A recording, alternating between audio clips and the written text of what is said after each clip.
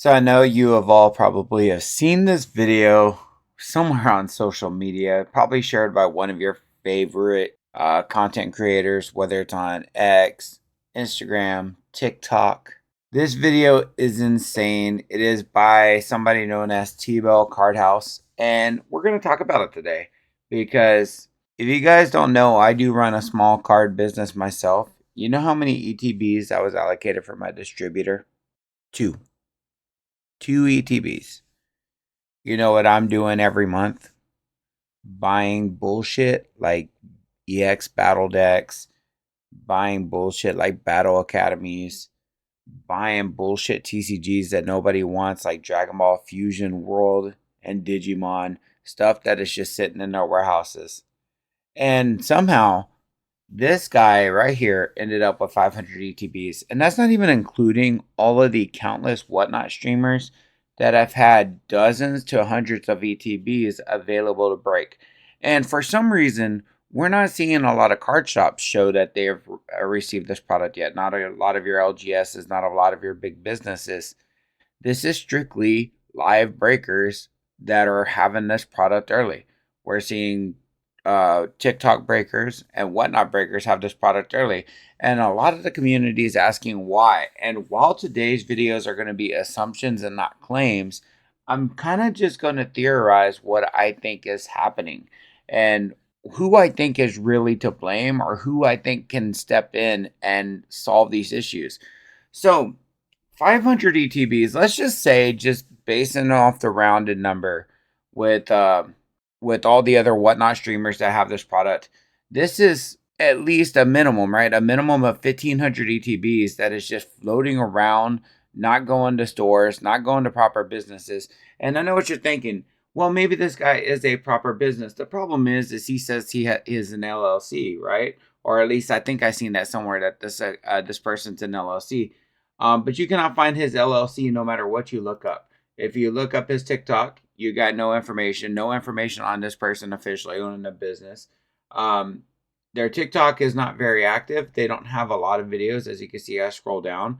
Very first video was about Steamboat Willie. But I did look around for a Reddit post, which I somehow lost, that says that he does do live streams quite a bit. That's about the only evidence I have of live streams because I don't know how to check an account's old live streams. I'm assuming he doesn't make them public or he deletes them or TikTok just doesn't show them. But I have no idea about like where his old live streams would be to see how commonly he live streams.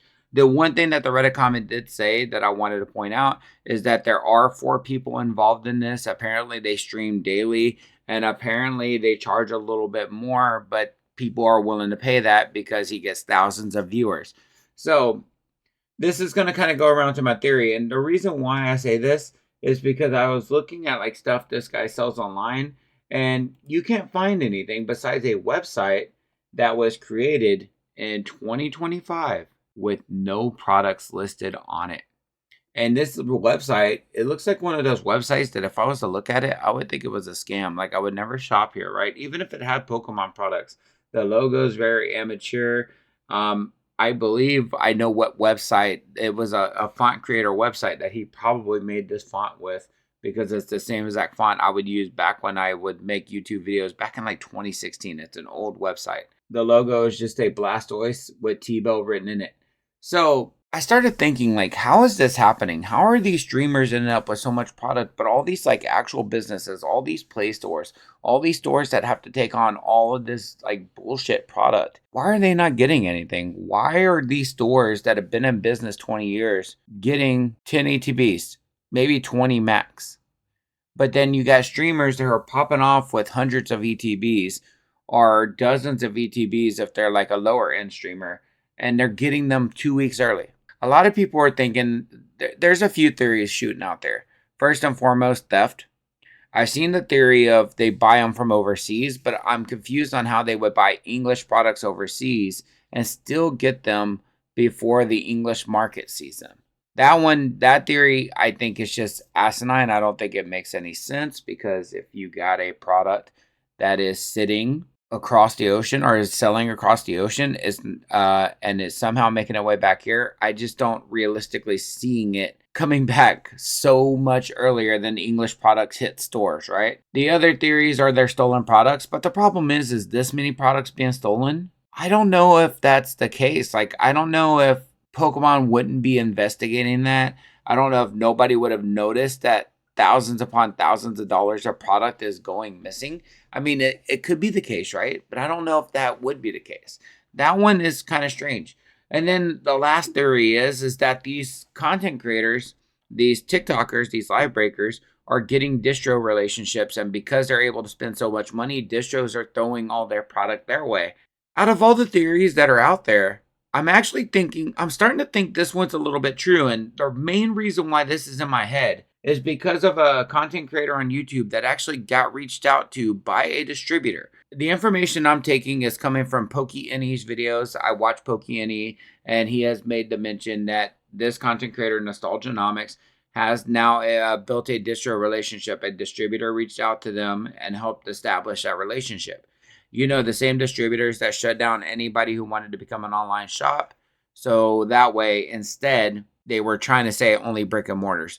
But they're starting to reach out to these online breakers, the online pack breakers, and it's creating an issue in the sense of they're pushing the product that way, right? That's the theory, right? Is that all the products going that way? And now it's starting to make sense, right? Because these streamers are not getting the product a month early, 2 months early. You don't see Pokemon investigating these streamers like Pokemon did with Seismic Shock TV and the few 3-pack blisters that he bought off of eBay 2 months early. No, Pokemon's not doing that with these WhatNot streamers. At least to my knowledge, they're not investigating these WhatNot streamers. So to me, it seems like maybe these streamers did attain them legitly. And this is kind of supported by a theory I was seeing online. I was in some comment sections, and once again, this is a theory, but there are some reputable sources, some people who have some knowledge in the hobby, and I'm not going to say their names to avoid any harassment, but they were replying to comments saying that they're receiving information that there are distributor warehouses out in Florida that are supplying these streamers. And whether or not that's true, I can't say. I don't live out in Florida. I don't work with distributors in Florida, so I don't know that information. But that is the theory. And honestly, if it's one of Pokemon's distributors, that's a really bad sign, right?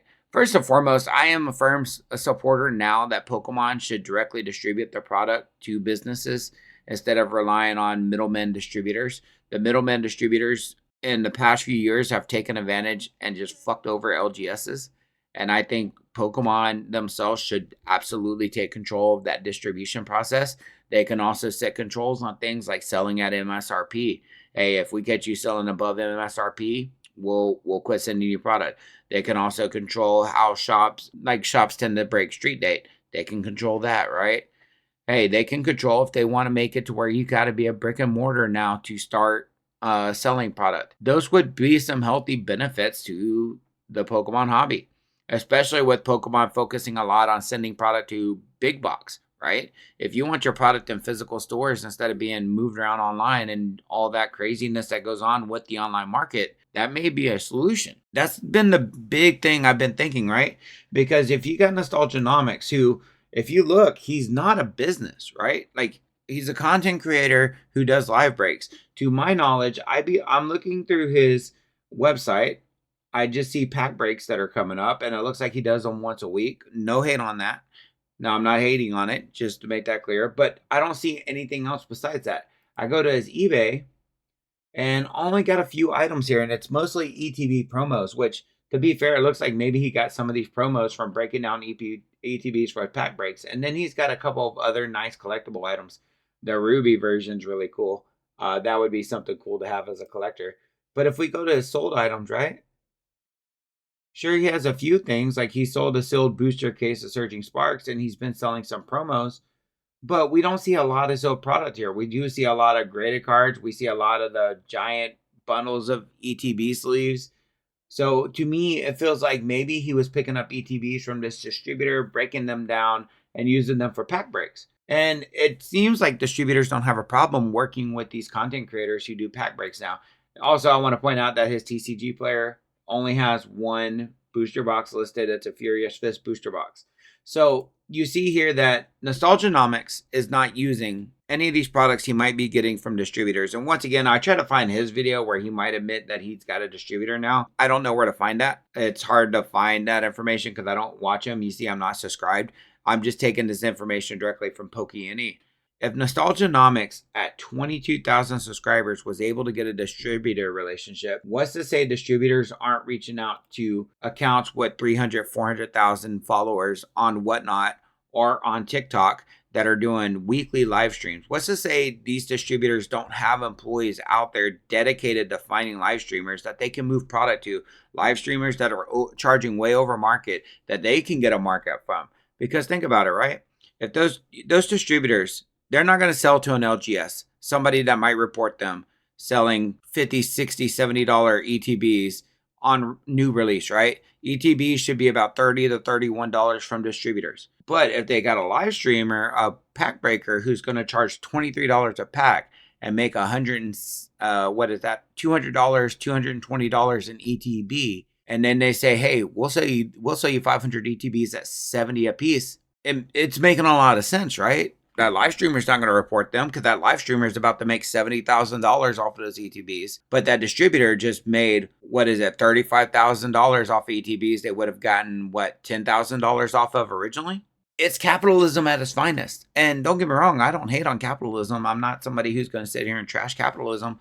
But that seems to be the theory that works the best in my head, right? Is that these distributors are taking this product and instead of giving it to the stores for that lower amount, they're selling it to the streamers that are going to upcharge, who have the viewers to pay those crazy amounts.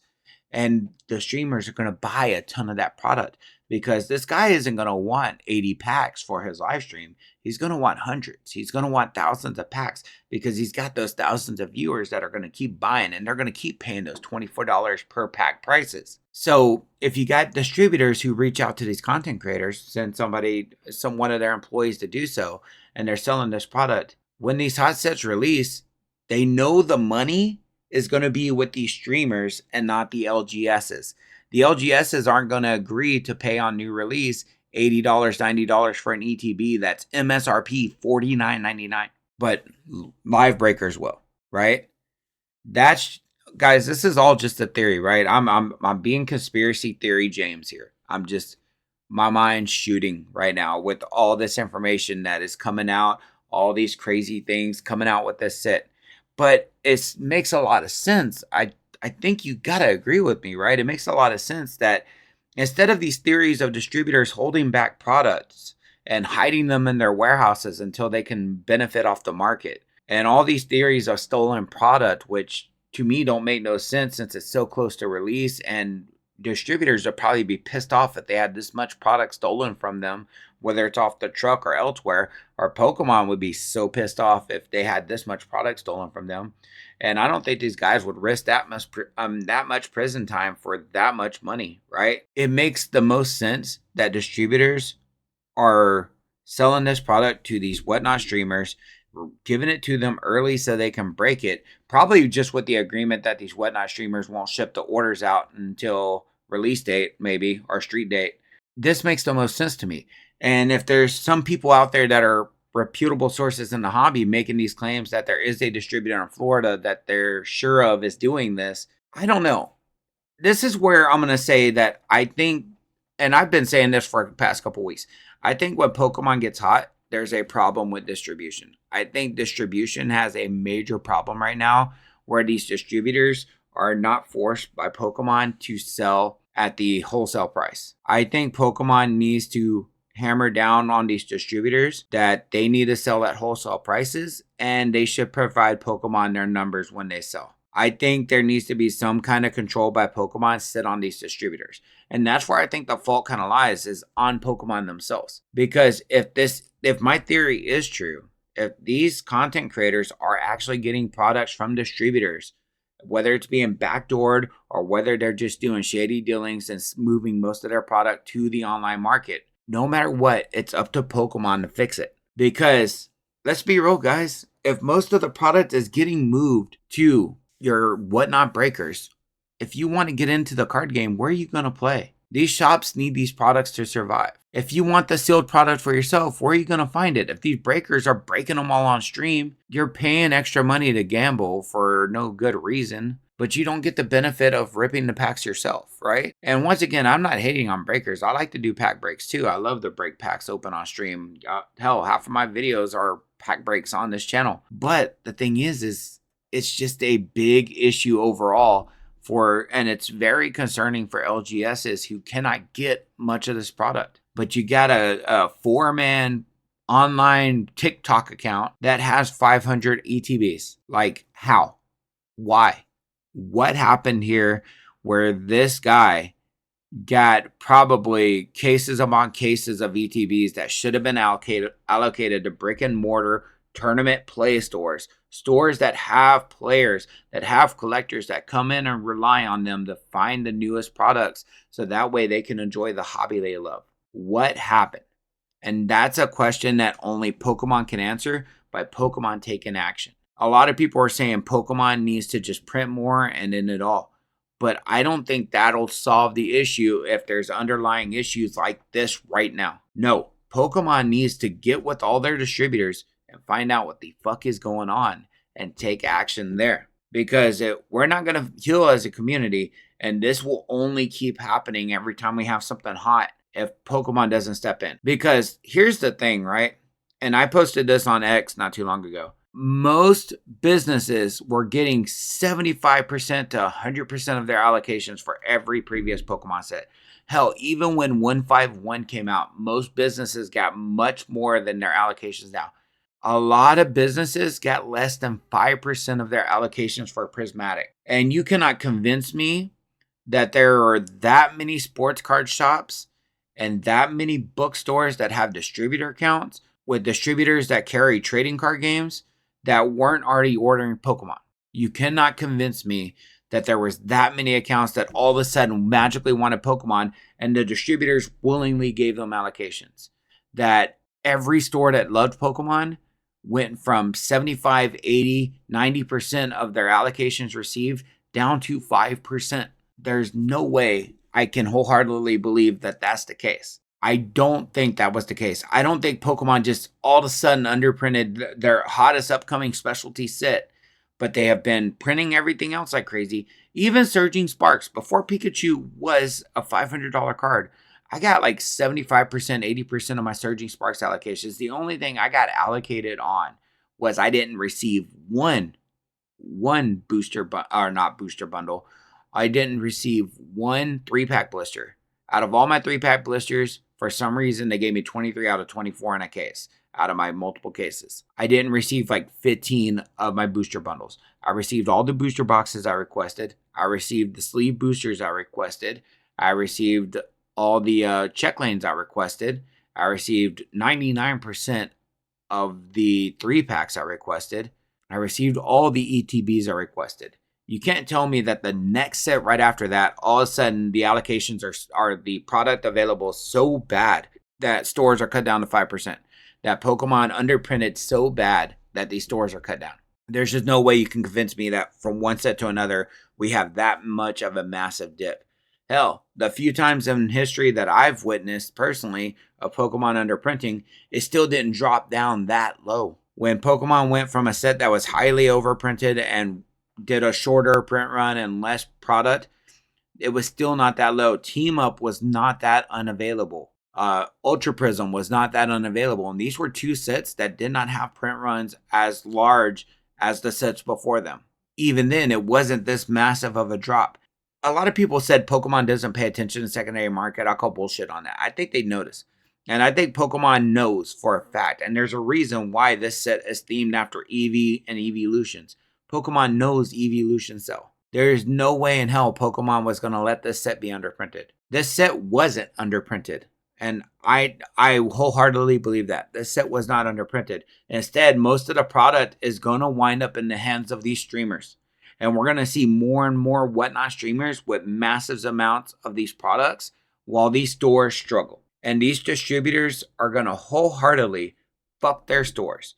Because if the collectible market ever drops, these streamers are not going to continue breaking this stuff. They're going to go to sports. They're going to go to other collectibles. If Pokemon ever drops the ball, if they ever produce some kind of shitty sets for like a year or two straight, guess who's going to still want that product? These LGSs.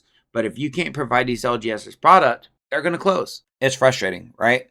As a collector, as a hobbyist, as somebody who's loved Pokemon for 30 years at this point, nearly 30 years, somebody who has collected Pokemon and trading cards since they were a kid, it's frustrating to see how much this hobby has changed and how much these streamers can take advantage of it. I ordered 100 ETBs, 10 cases. I'm a smaller business. I didn't want to over order, right? I didn't want to put in 1,000 ETBs thinking I was going to get allocated and then be stuck with 1,000. That's hard for me to move. I work full time. I can't pack up 1,000 ETBs. It's just I have no time to do that, right? 100 ETBs are the perfect amount to pack up the orders that I get, sell them all at MSRP. I got 2 of those 100. That's crazy. And I say 5% was my allocations. I think my allocations was much lower than that. I just didn't want to calculate my binder collections because I ordered an odd number. I didn't want to calculate my 3-packs because I ordered an odd number. And I'll be honest, I didn't get a full case of any of the products. And I've been in business longer than this guy has. This guy's website created in 2025. My website created in 2022, I think. But my TCG player created in 2017. My eBay store created in 2008. I've been selling for a long time. I've been vending for a long time. And I've been a part of this community for a long time.